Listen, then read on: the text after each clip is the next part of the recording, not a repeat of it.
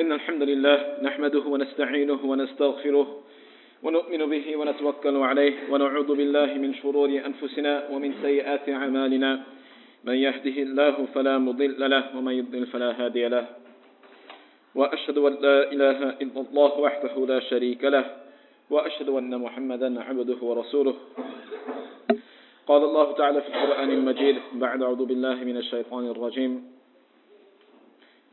وجاهدوا في الله حق جهاده هو اجتباكم وما جعل عليكم في الدين من حرج ملة أبيكم إبراهيم هو سماكم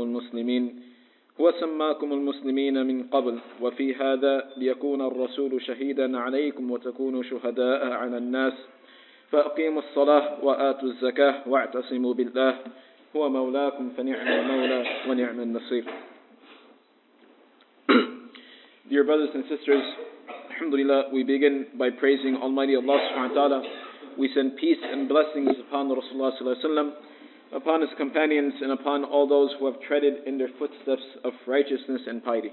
We ask Allah subhanahu wa ta'ala today that He make our gathering a gathering of blessing and reward and virtue. And may Allah subhanahu wa ta'ala allow us to live up truly to the teachings of the Quran and the Sunnah of Rasulullah sallallahu alaihi wasallam.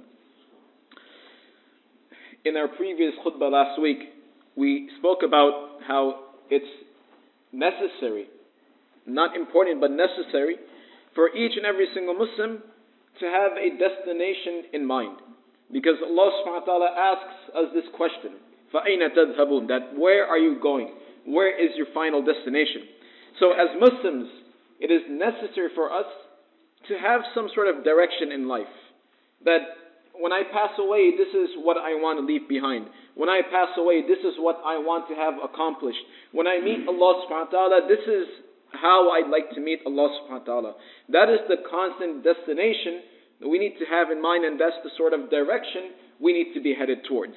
And in actuality, it's not a destination, rather it's a journey. Because it's something that we will continue to work and strive for our entire lives. And Allah subhanahu wa ta'ala makes this very clear throughout the Quran and the Sunnah of Rasulullah sallallahu alaihi wasallam. That's one of the points we spoke about last week. Additionally, we also covered how that our destination in life is to meet Allah subhanahu wa ta'ala in a good manner. In the Quran, Allah subhanahu wa ta'ala speaks about the two types of people on the Day of Judgment. One person will be the one who receives فَأَمَّا مَنْ أُوتِيَ كِتَابَهُ بِيَمِينِهِ. As for the person who receives their book of actions and their book of deeds on their right hand, فَيَقُولْ هَاؤُمُ اقْرَءُوا كِتَابِيَهْ. They will say, give me the book so I can read it. You know, when you accomplish something great, if you have children and they've done excellent in their test, and the teacher gives them back their test and they have 100, or they have 100 plus 5, 105, or an A plus, or whatever it may be. They're very, very excited and confident and proud to show that off. They'll show it to you, they'll show it to their siblings, they'll show it to everyone they know. Look at how good I did in my test. Right? Likewise, if they get their report cards. Or if, in your situation, if we get a promotion, or if there's something great that we've accomplished, we want our close family members and friends to know about it. Right? Not so that we can feel better than them, but it's a way of sharing our happiness and joy. So Allah subhanahu wa ta'ala speaks about that person on the Day of Judgment. That the person who receives their book of actions on their right hand, that person will say, هَاؤُمُ اقْرَءُوا كِتَابِيَهْ. Give it to me so that I can read it. So I can read it and express my joy and shout out my happiness to everyone. That I received my book in my right hand. Meaning, this person will be entered into Jannah. And then Allah subhanahu wa ta'ala speaks about وَأَمَّا مَنْ أُوتِيَ كِتَابَهُ بِشِمَالِهِ. As for the person who receives their book on their left hand, that person will say, يَا لَيْتَنِي أَلَمْ أُوتِيَ كِتَابِيَهْ. That woe unto me, why did I even get this book? Can you take this away from me? Because that person is now, that's a sign, you're going into the fire of Jahannam. So our destination as Muslims should be that when we meet Allah subhanahu wa ta'ala on the Day of Judgment, that we meet Allah subhanahu wa ta'ala in a good state, in a good condition. That we receive our books, that Allah subhanahu wa ta'ala gives our books on our right hand. And may Allah subhanahu wa ta'ala make that a reality for all of us. So, being that that is our destination, how do we stay focused on that destination? Because if you're driving and you have a GPS, if you go off track, the GPS will remind you. It'll tell you have to go this way. or it'll find an alternative route.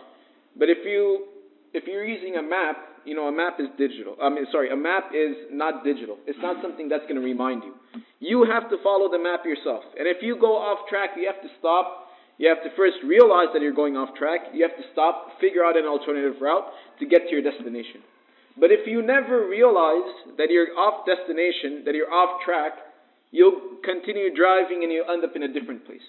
So it's very important that along with having a destination in mind, that our destination is to meet Allah subhanahu wa ta'ala in a good condition, in a good state, we need to stay focused of that destination.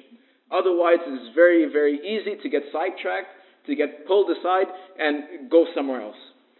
So one of the things we mentioned last week is that if, as Muslims, we simply practice the basic things which Allah subhanahu wa ta'ala has asked us to practice, which is pray our salah 5 times a day, which is give sadaqah to give the zakat once a year, to go for the Hajj once in our lifetime, and to fast every year during the month of Ramadan. If we simply do those basic things, inshallah, a person will remain focused on their final destination, right? Because there's things that we're doing on a daily basis, on a weekly basis, on a monthly basis, on an annual basis, and once in a lifetime. So our deen is designed in a way to keep us on track and focused of our destination in life. Those are the two main things that we spoke about last week. In today's khutbah, inshallah, we'd like to speak a little bit about what it really takes for someone to reach that destination, right? And this is not limited just to the purposes of our deen, but this is very, very applicable to our life as well in this dunya. You can have a destination, you can have a plan to get there, you can stay focused. But if we as human beings, right, let's go back to the ayah where Allah subhanahu wa ta'ala speaks about the two types of people. The first person is the one who receives their book of actions, right, the book of deeds in their right hand, and the second person is the person who receives their book of deeds in their left hand. What is in their book of deeds? It's all their actions. So what we're getting to the point is you have to act in order to achieve. There has to be action. And this is the entire focus of today's khutbah. That if we want to achieve anything in life, first and foremost, if we want to receive this book of good deeds in our right hand, if we want to be in the sight of Allah subhanahu wa ta'ala as a righteous person, we have to act. We have to take action. And the same thing applies to our life as well. If there's something we want to achieve in life, if there's something that we want to accomplish in life, we have to act. Right? It's very easy to relax, lay back, procrastinate, say I'll do it later, let someone else handle it. But people like that, or people who have those sort of tendencies and habits, you'll see they will not achieve the same thing in life as the person who works hard and takes action. This is guaranteed in life. And this is also guaranteed in the hereafter. Take any person who commits themselves to taking action, who puts in the hard work, who is dedicated, and they act. You will see that person accomplish what they want to accomplish, as opposed to a person who may be in a better situation, who may come from a better background, who may have better resources available, or may even be intellectually better, who may be much more intelligent. But if that individual is not willing to act, if that individual is not willing to be committed and dedicated into taking action and putting in the hard work, that person will not move forward. Right? That's guaranteed. And we see this every single day. There's examples of it in front of our eyes. Right? You see people coming from very, very bad backgrounds, very, very people that may not be that intelligent, but they work very hard, they're committed, and they succeed in life. And this is the exact same thing which Allah subhanahu wa ta'ala, that our deen teaches us, that if we want the hereafter, if we want at the end of the day Allah to be pleased with us, we need to work hard, we need to take action. And as we mentioned, we see these examples all the time. Right? You can be the most unqualified individual, but if you work hard, then you can even end up being the President of America. Right? So you just have to work hard and market yourself very well and attract racists. So in the Quran, Allah subhanahu wa ta'ala says, وَجَاهِدُوا فِي اللَّهِ حَقَّ جِهَادِهِ, that strive in the path of Allah subhanahu wa ta'ala. Struggle. وَجَاهِدُوا فِي اللَّهِ. Jahidu fillah, over here, the word juhud, what this refers to is to struggle and to strive, not to put yourself in a difficult situation, but to get yourself out of your comfort zone, to make yourself uncomfortable. Because when you work hard towards something, right, if you're working hard, if you're being dedicated, you're not going to be comfortable. Hard work requires that a person gets uncomfortable. So this is what this ayah is saying. وَجَاهِدُوا فِي اللَّهِ. Really strive and struggle. When a person is struggling, they're not comfortable, right?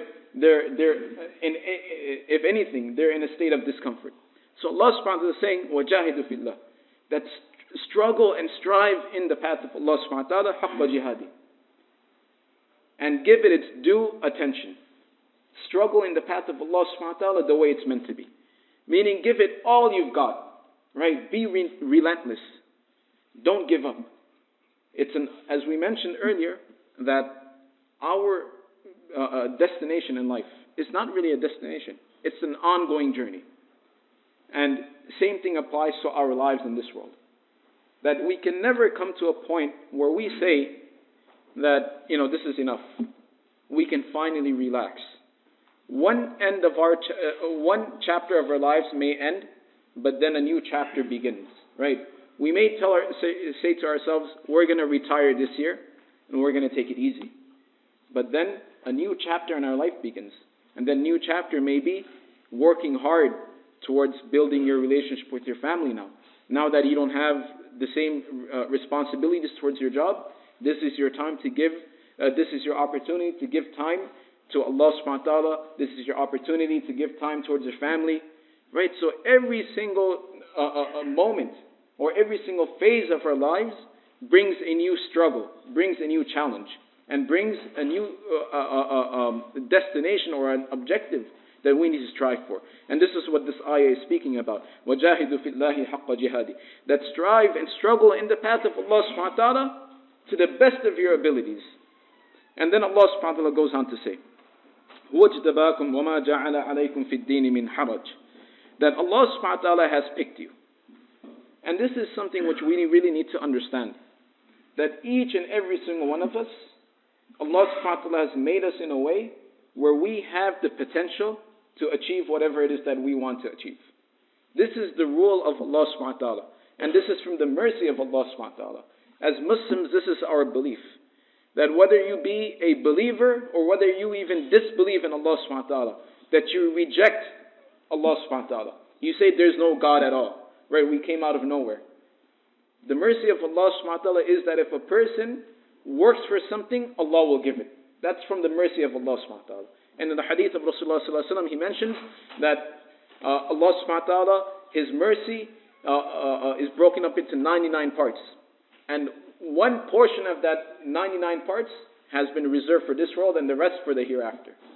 And from that mercy of Allah subhanahu wa ta'ala is that if someone puts in the effort, puts in the time and works hard, they will get whatever it is that they're working towards. Right? And this is what we need to understand. When Allah subhanahu wa ta'ala says, وَاجْتَبَاكُمْ, that Allah has picked you, Allah has chosen you. Meaning Allah subhanahu wa ta'ala has given each and every single one of us that potential, whatever it is that we need in order to reach our goal.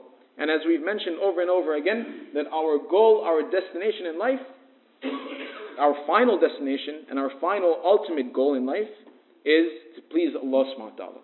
And everything else that we do in life must align with that ultimate goal of pleasing Almighty Allah subhanahu wa ta'ala. So then Allah subhanahu wa ta'ala goes on to say, وَمَا جَعَلَ عَلَيْكُمْ فِي الدِّينِ مِنْ حَرَجٍ, that we have not وَمَا جَعَلَ عَلَيْكُمْ فِي الدِّينِ مِنْ حَرَجٍ, that we have not made this deen for you difficult, haraj. So we want to take a few minutes to speak about this word haraj. The word haraj does not mean that, it's not, the word haraj in Arabic refers to shidda, which means extreme or intense or very, very difficult, impossible, right? Or dayiq, which refers to very stringent and strict. not flexible at all. What this ayah is telling us, right, and this is something we should understand. Even in the hadith of Rasulullah sallallahu alaihi wasallam, he mentions that inna dina yusrun, that the deen is easy, right? Something can be easy, but it still requires a certain amount of hard work, right?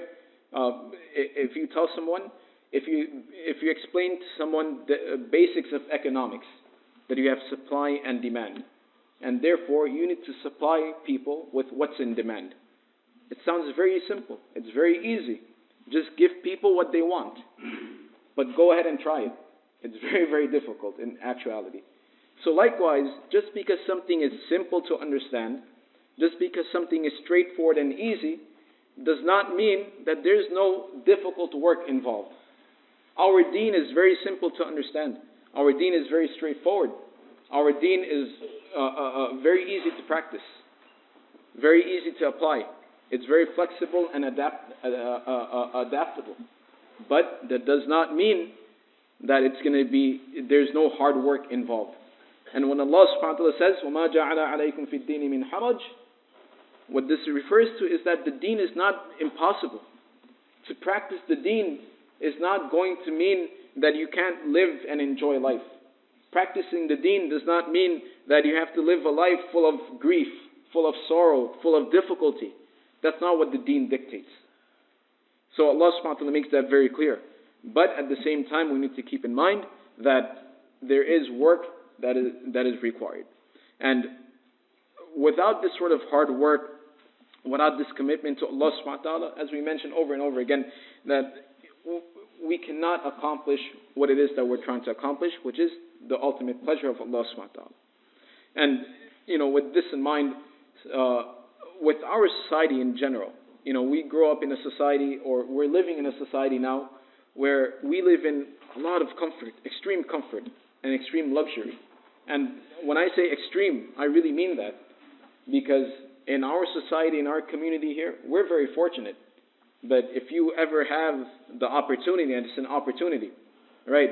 If you ever have the opportunity to drive into Camden, you'll see as you're driving in, you'll see tents and people sleeping in those tents.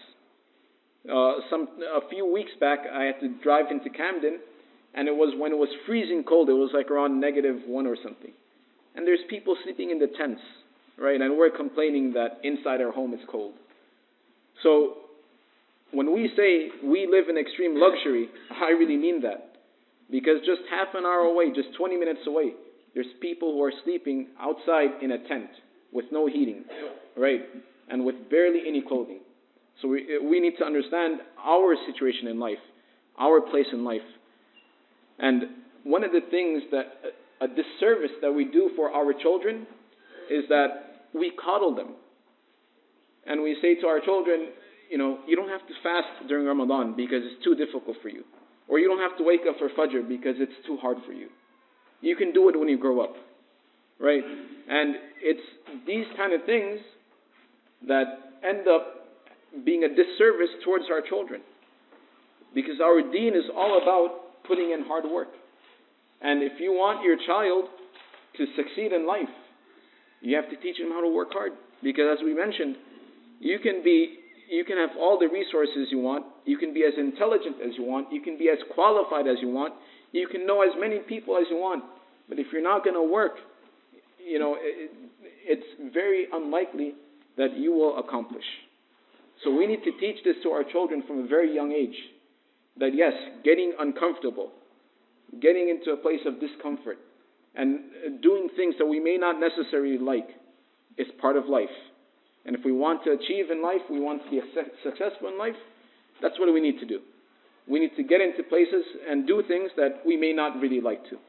So, and this also brings us to mind a book that I read some time back. It's a book on immigrants, right? And the book speaks about 7 qualities that immigrants have, which make them much more successful than people who grew up and who were born and grew up in America. And one of the biggest things about one of the qualities of immigrants is that they don't take anything for granted. They'll work very hard for it. Whereas the people who were born in America and grew up, they don't have that sort of, they take everything for granted. There's this sense of entitlement that I have to get it, and I don't have to work for it either. And this book goes on to say that majority of the millionaires are all immigrants. Why? Because they actually do the hard work, right? So the point that we're trying to make is, dear brothers and sisters, that our deen teaches us that life is not always going to be full of easiness, full of comfort. Life is not always going to be a walk in the park. There will be times when Allah subhanahu wa ta'ala tests us. But aside from those tests, we have to work hard as well, right? And if we learn to work hard for our deen, then inshallah we can work hard for this dunya, and we can be successful in this world and in the hereafter. When we make dua to Allah subhanahu wa ta'ala, رَبَّنَا آتِنَا فِي الدُّنْيَا حَسَنَةً وَفِي الْآخِرَةِ حَسَنَةً, that, oh Allah subhanahu wa ta'ala, give us good in this world and give us good in the hereafter. We want both. And if we want both, then we have to work for it. Allah is not just going to give it to you. We have to show Allah subhanahu wa ta'ala that we deserve it. And as Muslims, that's our belief. We have trust in Allah subhanahu wa ta'ala. And our trust is that if we do what we need to do, then Allah will give it to us. Right? We're not worried about if Allah will. We're not worried about if Allah will keep up His promise to enter us into Jannah. That's Allah subhanahu wa ta'ala's decision. Our concern is, are we doing what we need to do for Allah subhanahu wa ta'ala? And then Allah subhanahu wa ta'ala, from His mercy and from the fact that Allah does not break His promise, will enter us into Jannah. So leave the results to Allah subhanahu wa ta'ala, and let us focus on the hard work that we need to put in for this world and for the hereafter. Ameen. So may Allah subhanahu wa ta'ala allow us to understand.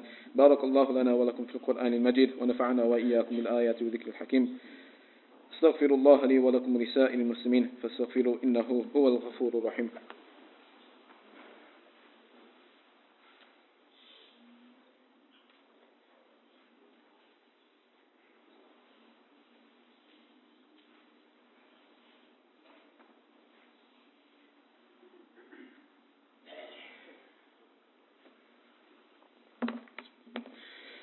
إن الحمد لله نحمده ونستعينه ونستغفره ونؤمن به ونتوكل عليه ونعوذ بالله من شرور أنفسنا ومن سيئات أعمالنا من يهده الله فلا مضل له ومن يضلل فلا هادي له ونشهد أن لا إله إلا الله وحده لا شريك له ونشهد أن محمدا عبده ورسوله. قال الله تعالى في القرآن المجيد بعد أعوذ بالله من الشيطان الرجيم إن الله وملائكته يصلون على النبي يا أيها الذين آمنوا صلوا عليه وسلموا تسليما اللهم صل على محمد عبدك ورسولك وصل على المؤمنين والمؤمنات والمسلمين والمسلمات اللهم صل على محمد وعلى آل محمد كما صليت على إبراهيم وعلى آل إبراهيم إنك حميد مجيد اللهم بارك على محمد وعلى آل محمد كما باركت على إبراهيم وعلى آل إبراهيم إنك حميد مجيد. Dear brothers and sisters, in the second part of our khutbah, inshallah, we will continue on with the ayah which we began, where Allah subhanahu wa ta'ala immediately commands us at the beginning of the ayah to struggle, to strive, and to work hard to the best of our capacity in serving Allah subhanahu wa ta'ala.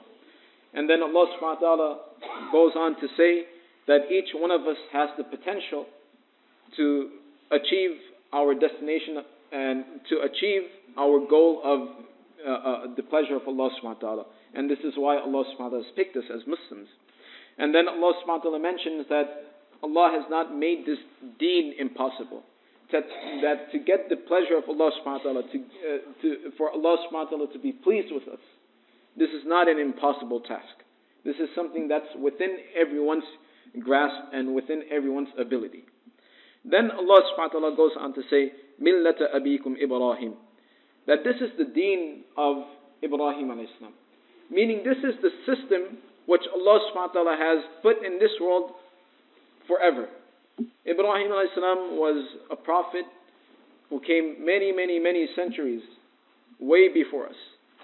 And Allah subhanahu wa ta'ala is saying this was also the same thing with during the time of Ibrahim alayhi salam. This is a system of this world, that if you want to achieve something, if you want Allah to be pleased with you, you have to work for it. You have to show Allah subhanahu wa ta'ala that you're deserving of His mercy and His pleasure. Then Allah subhanahu wa ta'ala says, هُوَ سَمَّاكُمُ الْمُسْلِمِينَ مِنْ قَبْلِ وَفِي هَذَا. That Allah subhanahu wa ta'ala, that Ibrahim alayhi salam,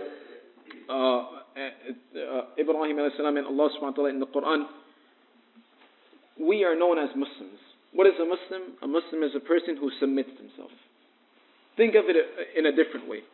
That a Muslim, a person who submits themselves, is a person who is now committed in worshipping Allah subhanahu wa ta'ala.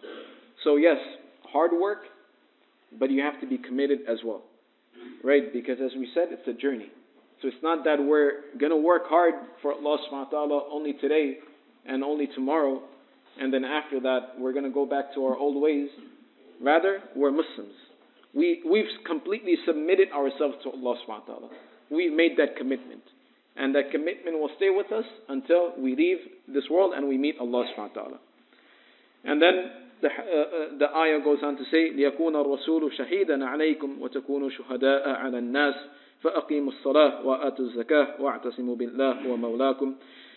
And then the next part of this ayah mentions to us how لِيَكُونَ الرَّسُولُ شَهِيدًا عَلَيْكُمْ, that how Rasulullah sallallahu alaihi wasallam is a witness against us, right? On the Day of Judgment, if we fail to act on the Day of Judgment, if we fail to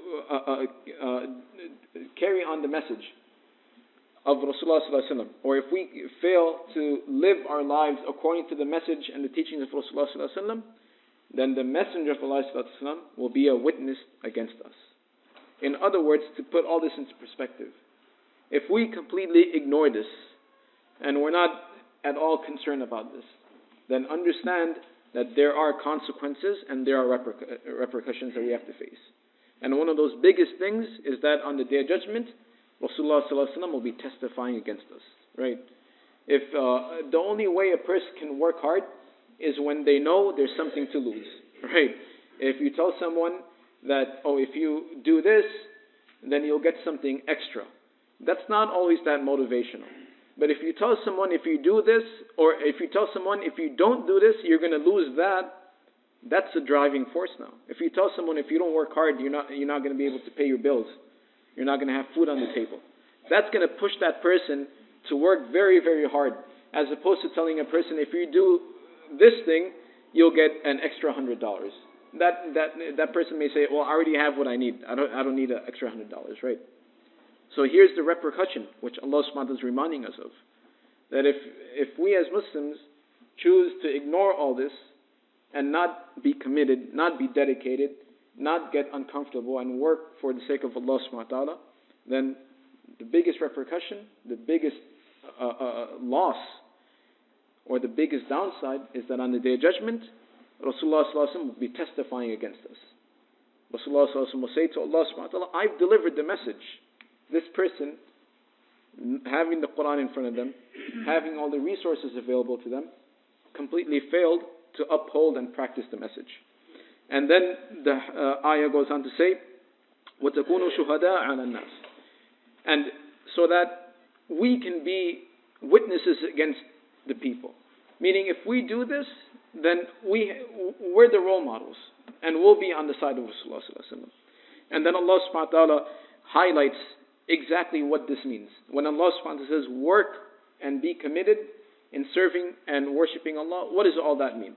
So Allah makes it very clear. فَأَقِيمُوا الصَّلَاةِ. Pray your salah. Establish the salah. We know how easy, again, we said something can be easy, but it doesn't mean that, there's no hard work involved. Right? It's very easy and simple to understand we have to pray 5 times a day.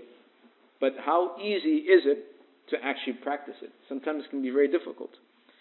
And then Allah subhanahu wa ta'ala says, وَآتُوا الزَّكَاةَ, and give zakah, give sadaqah, help out people. Right?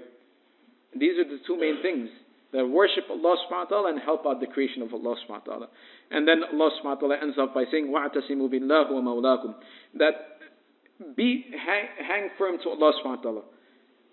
Have trust in Allah subhanahu wa ta'ala, because huwa mawlakum, He is your protector, He is our mawla, He is our guardian. Allah subhanahu wa ta'ala is our provider. And this is something we need to understand, that, again, as we mentioned before, that we leave the results to Allah subhanahu wa ta'ala. That's our tawakkul, our trust. We have trust in Allah subhanahu wa ta'ala. We do what Allah subhanahu wa ta'ala asks, and Allah will give us the results. Right? And then finally Allah subhanahu wa ta'ala says, فَنِعْمَ الْمَوْلَى وَنِعْمَ النَّصِيرُ, and how good of a protector and how good of a helper is Allah subhanahu wa ta'ala. That if we simply do what we need to do, inshallah, Allah will give us exactly what it is that we're striving for. Right? But we need to do what we need to do. And we'll end off with a hadith of Rasulullah sallallahu alaihi wasallam, which is hadith Qudsi, where Allah subhanahu wa ta'ala says that if the servant of Allah subhanahu wa ta'ala takes one step towards Allah, then Allah will run towards that person. Meaning, if we make 1 ounce of effort, if we work a little hard to please Allah subhanahu wa ta'ala, then Allah will give us all His mercy. So it's just that one step we need to take, and may Allah make it easy for us. May Allah subhanahu wa ta'ala make it easy for our communities and for our children and all the brothers and sisters that are working hard towards pleasing Allah subhanahu wa ta'ala. Ameen. إن الله يأمر بالعدل والإحسان وإيتاء ذي القربى وينهى عن الفحشاء والمنكر والبغي يعظكم لعلكم تذكرون فاذكروا الله يذكركم واشكروه ولا تكفرون أقيموا الصلاة.